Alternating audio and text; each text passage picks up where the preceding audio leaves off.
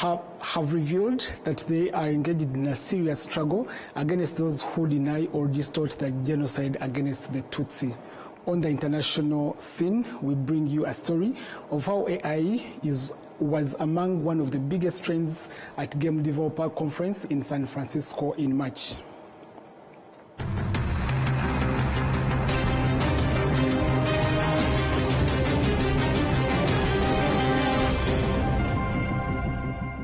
Again, many thanks for joining us. My name is William Evans. Let's begin our bulletin from Turkey, where ministers of foreign affairs from different African countries have expressed the need for Africans' role in international politics to be looked into so that it can have a significant voice in global affairs, especially concerning Africa itself. This was made during the International Diplomacy Conference held in Antalya, Turkey. We do have more on this. In a discussion about enhancing Africa's role in international politics, African foreign ministers expressed that, overall, Africa is underrepresented in global governance structures. Currently, the permanent members of the UN Secretary Council include China, the United States, the United Kingdom, and Russia. If any of these countries says no to a particular resolution, that resolution cannot be adopted. Upon this background, Ambassador Olivier Nduhungirehe, the Minister of Foreign Affairs and Cooperation, called for Africa to also have a permanent seat. But for Rwanda, we have our position on these the two seats. It's not to give two seats to African countries as such, is to have a seat, one of the seats, given to the African Union Commission to implement the African policy, peace and security policy. And then the other seat will be given to an African country on a rotational basis so that we can have a say in African affairs, because 2/3 of the conflicts we have now on the continent are on our African issues. On the 2/3 on the agenda of the Security Council are African issues. But we also welcome that the African Union is now a member of the G20, and we believe that we could continue that movement and having also a say in other institutions. Liberia's Foreign Minister, Sarah Beisolo Nyanti, called on Africans to prioritize diplomacy that serves their interests, saying that if one does not know where they come from, they cannot know where they are going. You know, there's a proverb that says if you don't know where you're coming from, you won't know where you are going. And we come from a rich history of diplomacy, and we need to go back to that place. And the African Union, in order to have a permanent seat at the Council, needs to be a place of dialogue, not a place where we model the UN, where the preaching and the screaming happens and we walk away. We need to go back to where we used to sit and have conversations, dialogue, and look at the mutual interests of all African states, regardless of size and GDP, and look at everyone having an equal voice in Africa before Africa can rise up and take a greater prominent role. And we must take that role. I call it equilibrium diplomacy. Minister Olivier Nduhungirehe also added that Africa is a continent rich in opportunities, thereby necessitating a stronger voice. You know, Africa is the richest continent on earth. We are still a developing country, which is a paradox, but we are the richest continent. We have vibrant youth, 18 years of median age. I think by 2050 we'll have 1/3 of the world youth will be African youth. In Rwanda, we decided, for example, for African citizens to remove visa for African citizens. Actually, we went further, and then we decided actually to allow all citizens of the world to get their visa on arrival. They don't need to ask for visa in the embassies. So we should go that route to do our homework ourselves. Participants in this forum agreed that Africans need to collaborate more and effectively utilize the continent's natural resources and agricultural practices.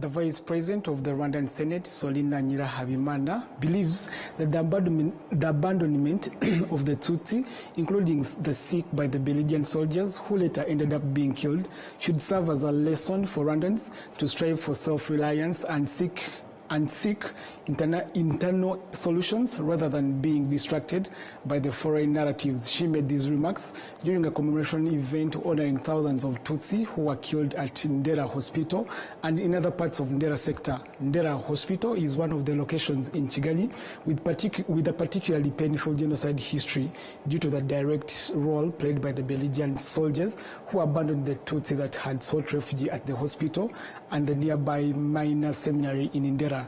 Grace Usabje, a survivor from Ndera Hospital, recounted how the Belgian soldiers deserted them, even though the people believed that the soldiers had come to protect them. Vice Senator President Nyirahabimana retaliated that what happened should be a lasting lesson for Rwandans.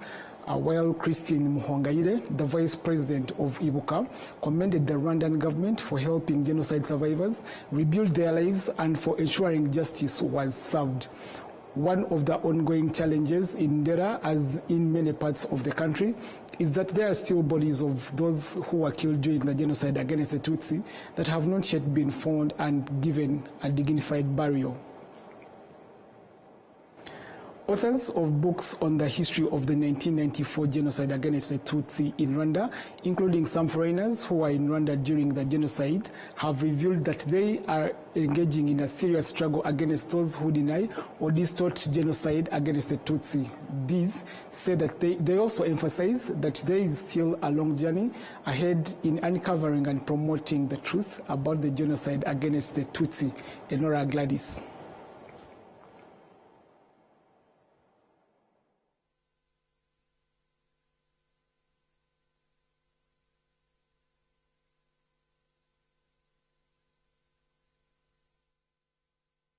Maria Malagaldis and Yolande Mukagasana are among the prominent authors who have written extensively about the 1994 genocide against the Tutsi in Rwanda. Maria Malagaldis, a writer and a journalist who was in Rwanda during the genocide, says that caution and sensitivity guided her writing process. Pour être tout à fait honnête avec vous, j'ai longtemps hésité. To be honest, when I started writing books about Rwanda, I avoided mentioning ethnic groups like Hutu and Tutsi because I thought the books will be read by people who are not Rwandans. I didn't want to include things that could distort these historical events, but I also kept in mind that this history concerns all of us, Rwandans and people outside Rwanda alike. Vous et ceux qui vivent à l'extérieur du Rwanda. In their fight against genocide denial, these authors also highlight that even during planning phase of the genocide, there were those who denied it, and this denial continued after the events. Ce que je raconte à travers le fil conducteur du meurtre des enfants. The content of my book follows events month by month leading up to the genocide against the Tutsi in Rwanda. I talk about the killings of children, among other things, in a way that even those who used to deny the genocide come to realize it had been long in preparation, just as General Dallaire had warned. Le général Dallaire. En fait, ce qui se prépare, c'est la préparation d'un génocide.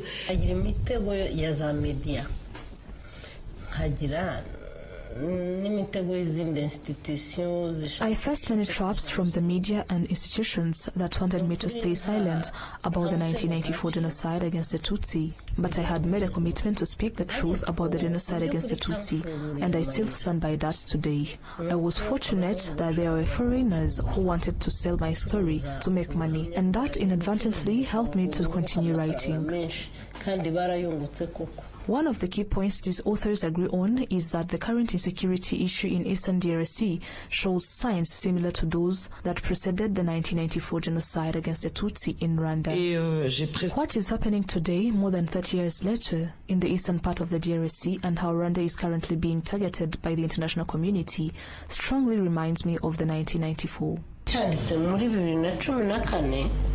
I remember a book I wrote in 2014 about the M23 after they had been defeated and chased out. I spoke of how M23 would return. At the time, I say that when a person fights for the right to live, they only stop when they die, but that book was never allowed to be published. Dr. Philbert Gakwenzire, who is the president of Ibuka, explains that these authors are a vital pillar in combating genocide denial and distortion. Authors and writers are incredibly important because they can share the testimonies of genocide survivors and the true history of the genocide against the Tutsi in places the survivors themselves cannot reach. A book written in Rwanda can travel abroad and reach institutions, communities, and various groups. This is crucial in fighting against the genocide ideology, especially since deniers use writings and publications as their main method of spreading falsehoods. These authors acknowledge that they still face the challenge of a low readership rate, even though the books they write contain true and valuable historical accounts that could help combat genocide denial and ideology. Enora Gladys, RwandaTV News. Thank you, Enora Gladys. Now, the Chief Executive Officer of BK Group, PLC, has affirmed that Rwanda's progress in all sectors is irreversible. He made these remarks during the 31st commemoration of the genocide against the Tutsi, honoring former employees of Bank of Kigali who were killed during the genocide. The ceremony included lighting of the Flame of Hope at the BK Group headquarters in Kigali, where a memorial stands for the 15 staff who lost their lives during the genocide against the Tutsi.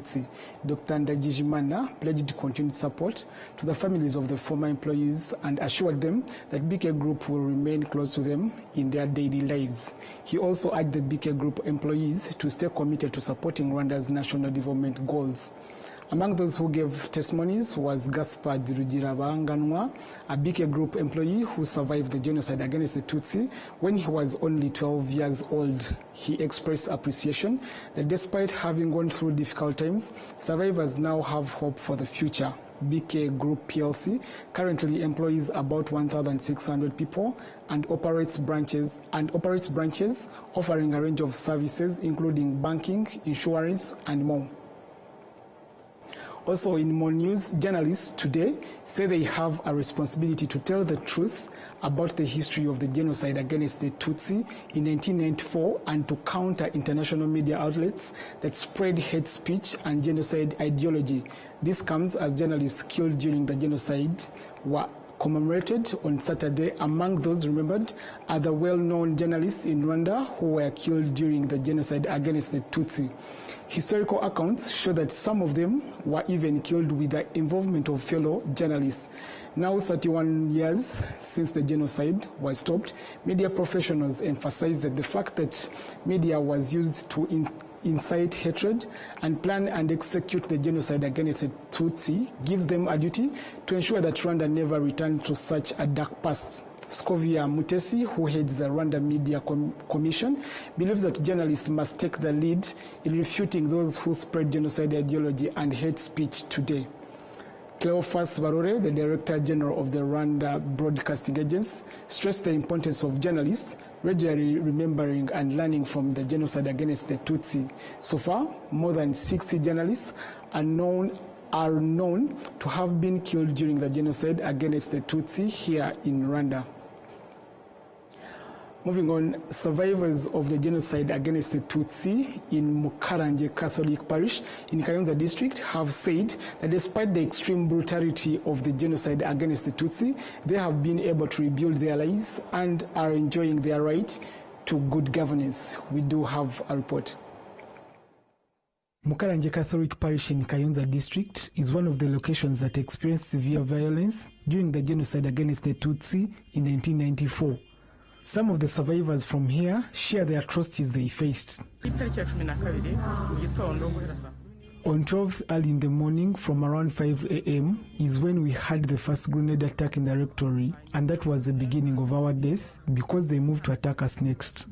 Around 9 a.m. to 10 a.m., there was a bit of calmness. We took advantage of this and moved out in big numbers, collected as many stones as we could, handing them to those who are youthful among us so they can use them to fight back the militias. In that moment, I saw a woman I recognize moving out and I tagged along, saying I was also Hutu. They sort of recognized me, but just let me pass. On 11th, we saw an ambush launched on the command of Mayor Senware, who came with attackers to check us, saying we had weapons. There was barely anyone who left here without injuries. These survivors added that although they experienced the genocide against the Tutsi, they have managed to rebuild their lives and enjoy their full rights. After the genocide, it's obvious we were left orphaned, but the leadership was close to us.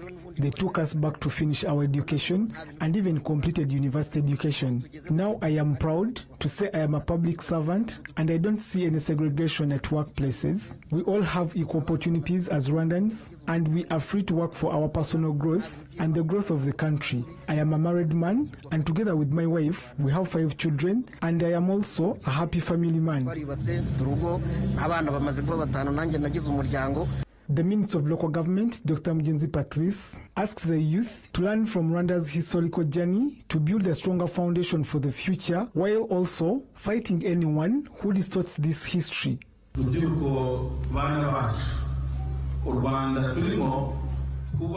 Dear youth, our children, the Rwanda we are rebuilding is yours. You are the leaders of today and leaders of tomorrow. You have a collective responsibility of building a future without divisionism and the genocide ideology. We beseech you to learn from the dark history of our country and enhance unity and patriotism like the President always reminds us. Fight those trying to distort our history using genocide idealism on social media.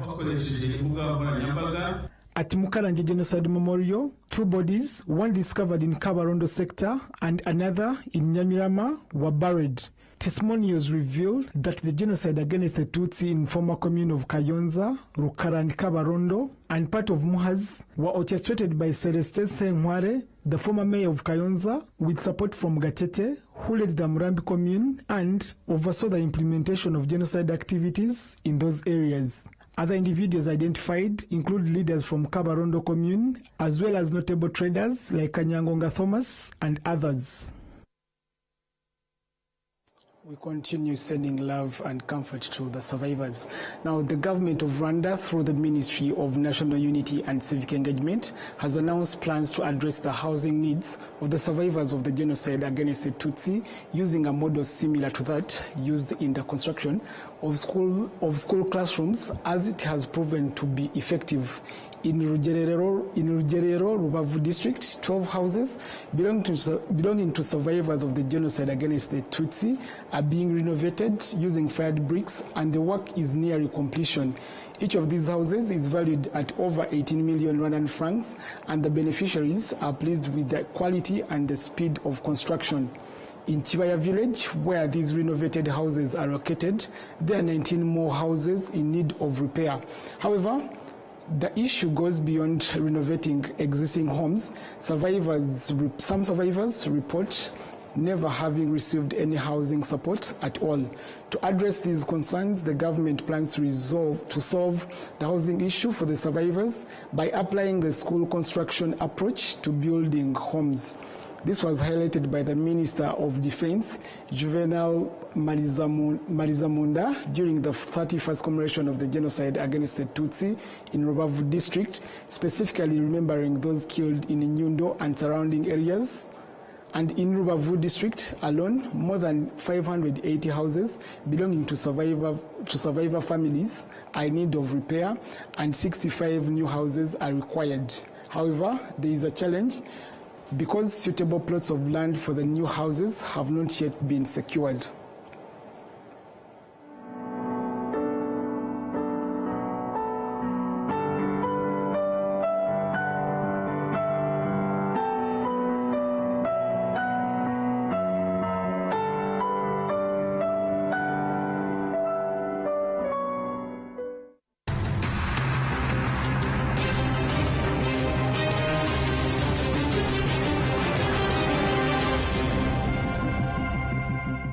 In international news, the Game Developer Conference in San Francisco in March brought together thousands in the industry to share the latest innovation and emerging trends. This year, AI was one of the biggest trends at this event. BBC News with the details.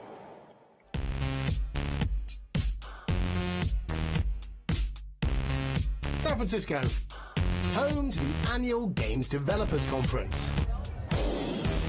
GDC, as it's known, isn't like other game shows. It's not really about showing off new games. I think every type of developers here, you know, whether you're a writer, whether you're working in narrative design, game design, level design, and this is the one chance that everyone can get together.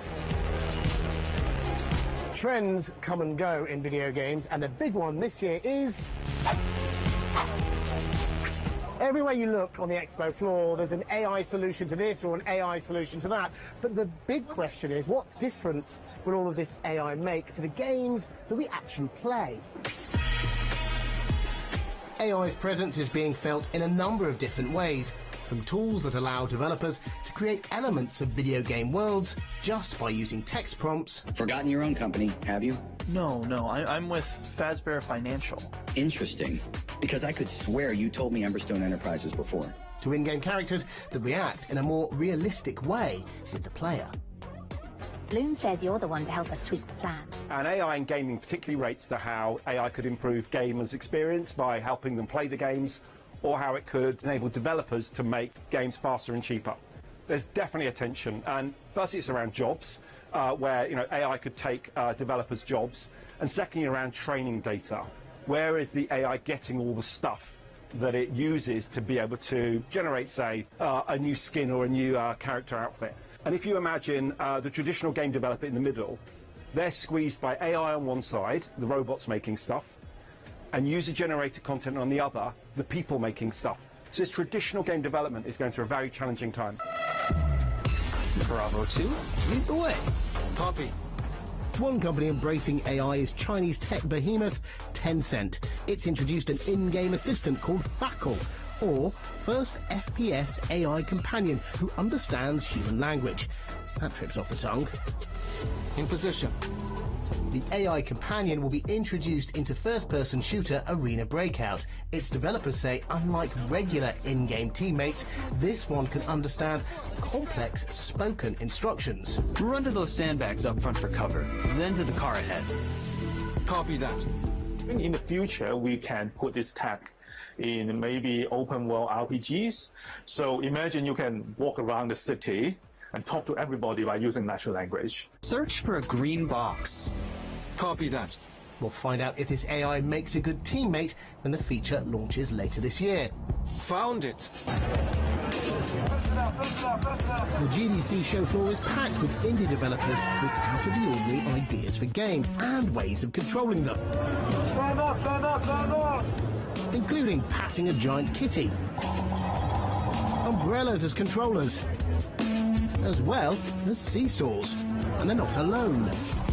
Keyboard and mouse, gamepad, these are the things that we use to control video games. Anybody that's played a game will be familiar with them. But what about if there was a different method of interacting with the action on the screen? That's what this band on my wrist is doing. It's fitted with a variety of different sensors which are measuring my emotions. It actually has more sensors in it than you would find in a smartwatch. The on-screen action will alter depending on how I feel. Now, this is a horror game demo. What happens if I get frightened? Called Oromind, it can be used to create a relaxing experience, or, as we see here, something designed to do the opposite. And I can see the emotions that I'm feeling on this screen here. Spooky doors, or mannequin. Okay, he's not doing anything. An even creepier factory space. Oh! If you want to survive, stay calm. If I don't want this mannequin to get me, I've got to try and calm down. And there's another one here. Okay, I'm going to make a run for it. Let's go for the door. Open, open, open! On top of heart rate and skin temperature, the band measures galvanic skin response, which its developers say allows it to assess the emotional state of the player. Combining this with generative AI, changing gameplay elements based on how the player is feeling, could lead to new types of player experience. Because the idea is to be able, in the near future, to have a really ultra-personalized game that only measure your emotion and adapt itself depending on what the game design is. If they want to stress you more, or they want, or the designer wants to relax or maintain you in a certain level of spectrum of emotions. The band is currently being pitched to developers. The breadth of creativity on show at GDC 2025 demonstrates that even in the age of AI, the industry is still driven by ideas and human invention.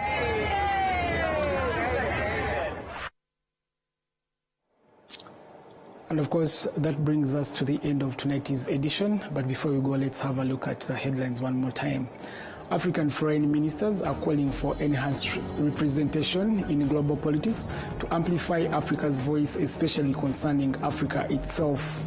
Authors of books of the history of the 1994 genocide against the Tutsi in Rwanda, including some foreigners who were in Rwanda during the genocide against the Tutsi, have revealed that they are engaged in a serious struggle against those who deny or distort the genocide against the Tutsi. On the international scene, we brought you a story about how AI was one of the biggest trends at the Game Developer Conference in San Francisco in March.